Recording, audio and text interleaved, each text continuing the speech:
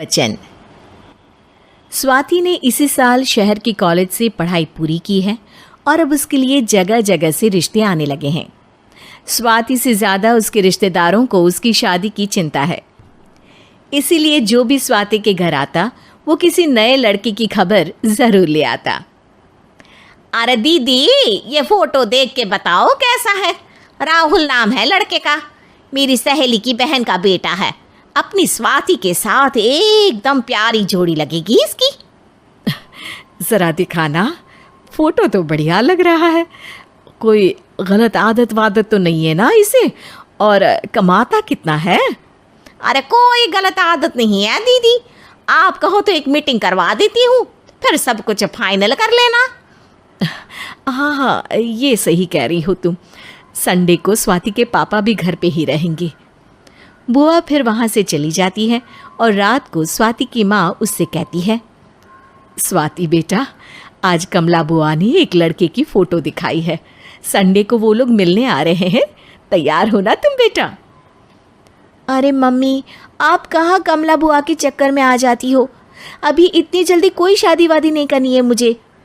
अरे बेटा, अच्छा लड़का है, बुआ जानती है उसे अच्छे से।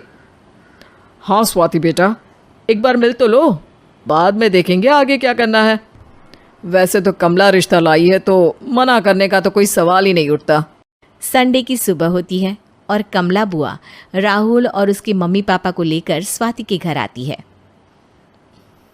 अरे आइए आइए भाभी, इसे अपना ही घर समझिए। इनसे मिलिए, ये मेरे भैया और ये मेरी भाभी हैं। नमस्ते भाभी जी, ये है हमारा लड़का राहुल, सरकारी नौकरी की तैयारी कर रहा है ये। वैसे आपकी बेटी कहाँ है? अरे स्वाति बेटा, बाहर आ जाओ।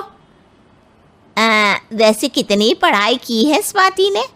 जी, पोस्ट ग्रेजुएट है हमारी बेटी साइंस में।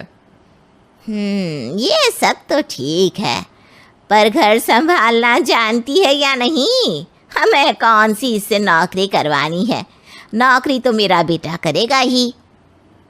पर मैंने इतनी पढ़ाई की है और आप चाहती हैं कि मैं घर पर ही बैठी रहूं? अरे स्वाति बेटा, ये बड़ों की बात में तुम कहाँ बोल पड़ी? हम सब देख लेंगे क्या करना है क्या नहीं। हम तो इसी बात में विश्वास करते हैं कि घर के लड़के घर में ही रहे तो ज़्यादा अच्छा रहता है, वरना भाई साहब आप तो आजकल के हाल जानते ही हैं, कितनी घटनाएं होने लगी हैं औरतों के खिलाफ। स्वाति बेटा, रसोई का काम तो पूरा जानती हो ना? शादी के बाद तुम्हें ही संभालना है वो सब। अरे बहुत अच्छा खाना बनाती है ये, आप सब लोग इसकी तारीफ करते नहीं थकेंगे। लो भाई, हो गई मीटिंग, अब शादी की तारीख फाइनल कर लेते हैं, क्यों भैया? भाई हम तो पंडित जी से चर्चा करने के बाद ही तारीख फाइनल करेंगे, सालों से हम उनकी बातें मानते हुए आ रहे हैं।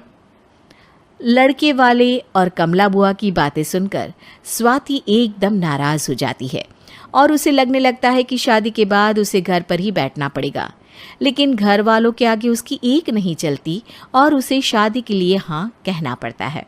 शादी का दिन आ जाता है और सब मंडप में जमा होते हैं। अब फेरों का समय हो गया है, अब कन्या अपने वर से 7 वचन मांगेगी।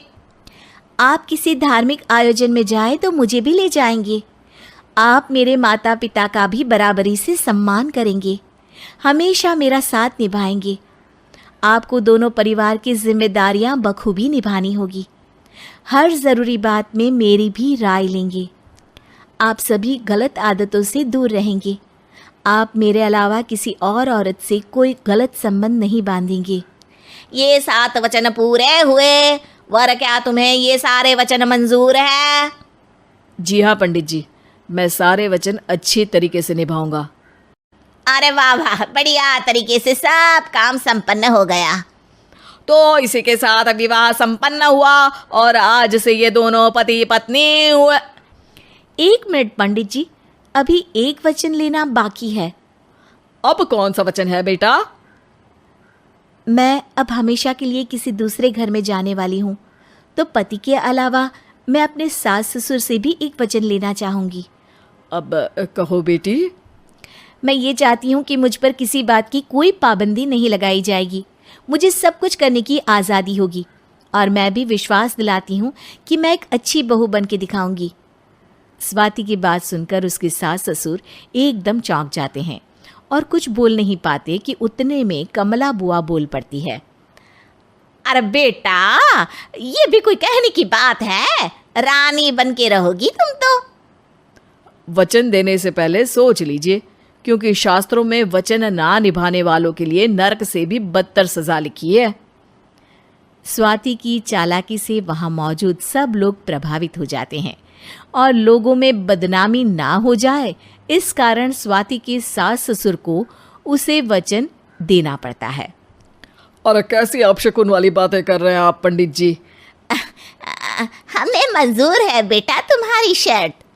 स्वाति अपनी समझदारी से अपनी बात अपने ससुराल वालों से मनवा लेती है और खुशी खुशी राहुल से शादी कर लेती है।